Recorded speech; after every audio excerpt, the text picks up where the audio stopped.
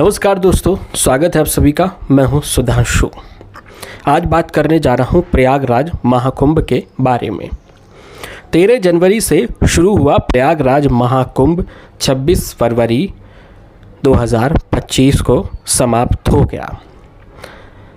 अभी जब मैं वीडियो बना रहा हूं तब प्रयागराज महाकुंभ चल रहा है, लेकिन कुछ ही घंटों बाद ये प्रयागराज महाकुंभ, जिसको कहा गया था 144 साल बाद ऐसा संयोग बना और प्रयागराज में महाकुंभ लगा, तो इस वजह से अब समाप्त होने वाला है। तो कई लोगों के प्रयागराज महाकुंभ से जुड़े तमाम तरह के अनुभव रहे और सरकार ने जिस तरह के आयोजन के दावे किए, कहीं ना कहीं व्यवस्थाएं सरकार की ओर से तो कहीं कहीं ठीक रहीं, लेकिन कहीं ना कहीं खामियां भी नज़र आईं कि जब मौनी अमावस्या पर हम लोगों ने ऐसी तस्वीरें देखी कि भगदड़ मची और कई लोगों की मौत हो गई। सरकारी आंकड़ा तो 40 लोगों का है, लेकिन सोशल मीडिया पर जब तमाम तरह की तस्वीरें आईं तो बताया गया कि मरने वालों की संख्या अधिक है। दूसरी जो भगदड़ हुई उसके बारे में जिक्र ही नहीं हुआ। तो कहीं ना कहीं सरकार ने इतना बड़ा आयोजन किया, ठीक है, बहुत अच्छी बात है, लेकिन एक तरह से जिस तरह से ये दिखाने की कोशिश की गई है कि सनातन को बदनाम करने के लिए ये साजिश रची जाती है, और जो मुख्यमंत्री योगी आदित्यनाथ हैं उनकी तरफ से विधानसभा में भी जब जवाब दिया गया तो यही कहा गया है कि सनातन को बदनाम करने की साजिश रची गई है और जो ये महाकुंभ में भगदड़ मची है भी एक साजिश का नतीजा है। यानी कि जब भी कहीं कुछ होता है तो एक ये सवाल ज़रूर बनता है कि सनातन के खिलाफ बड़ी साजिश हो रही है, और सीएम योगी का इशारा जो होता है वो होता है समाजवादी पार्टी की तरफ। तो देखिए, विपक्ष के नेता जो होते हैं उनका काम है सवाल उठाना, लेकिन आपका काम है बड़े ही सहूलियत से और सोच समझकर जवाब देना। लेकिन आप एकदम से ही ये कहते हैं कि सनातन को बदनाम करने की साजिश हो रही है, शुरुआत से ही कुंभ को बदनाम किया जा रहा है, और इस तरह के तमाम बातें जो हैं की गई।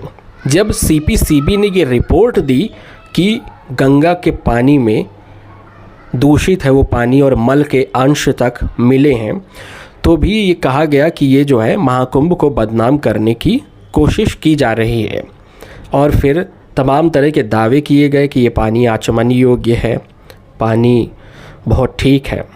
देखिए, महाकुंभ में जो जिस तरह से गया उसको उस तरह की चीज़ें दिखी। योगी ने भी यही कहा कि जिसने जो तलाशा उसको वो नज़र आया। बहुत सी जनता थी जो गंदे पानी में नहा रही थी, चप्पलें तैर रही थीं, और कई तरह की ऐसी चीज़ें थीं जो वहाँ पर नज़र आ रही थी। लेकिन वहीं आप वीआईपी घाट और बाकी जगह देखें तो बहुत साफ़ सफाई थी, बहुत अच्छी थी। तो ऐसा बिल्कुल नहीं है कि हमेशा गंदगी ही थी। कई लोगों को गंदगी मिली, कई लोगों को सफाई मिली, और कई लोगों को व्यवस्थाएं बहुत अच्छी लगी, कई लोगों को व्यवस्थाएं ठीक नहीं लगी। कुछ लोग थे जो 12-12, 15-15 किलोमीटर तक पैदल चल कर आए। कुछ लोग थे जिनको ऐसा नहीं करना पड़ा, और बाकी सारी चीज़ें सहूलियतों से, मतलब उनको सारी सहूलियत मिली। तो जिसको परेशानी नहीं हुई उसके लिए सारी चीज़ें ठीक हैं, जिसको परेशानी हुई उसके लिए चीज़ें बेकार हैं।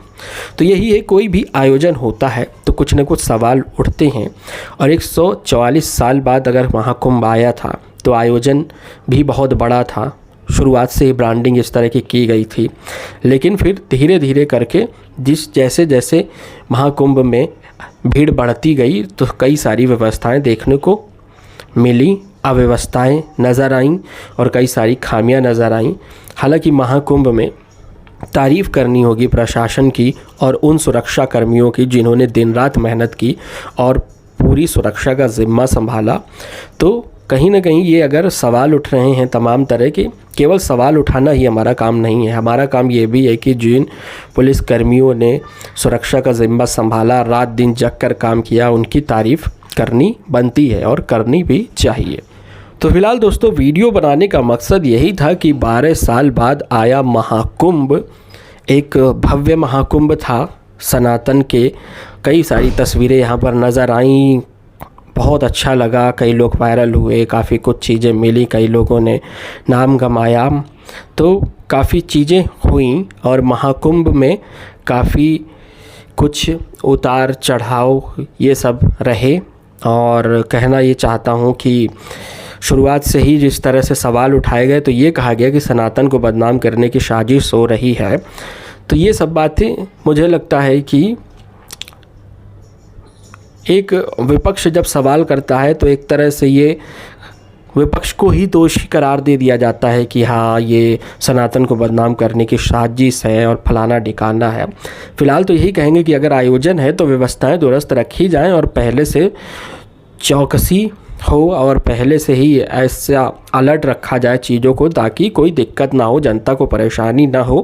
फ़िलहाल अब महाकुंभ ख़त्म हो चुका है तो यही कहेंगे कि जिस तरह से करीब 64 करोड़ से ज़्यादा लोगों ने स्नान किया तो ये आस्था जो है बहुत भारी पड़ी।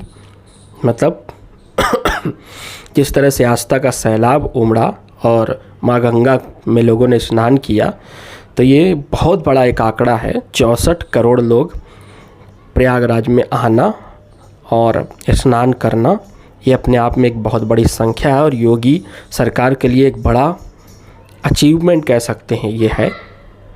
तो फ़िलहाल जिन लोगों ने स्नान किया, जो लोग नहीं जा पाए, उनको भी कहना चाहेंगे जैसा भी था महाकुंभ ठीक था। आपका इस पर क्या सोचना है हमें कमेंट करके बताएं। धन्यवाद। जय हिंद, जय भारत।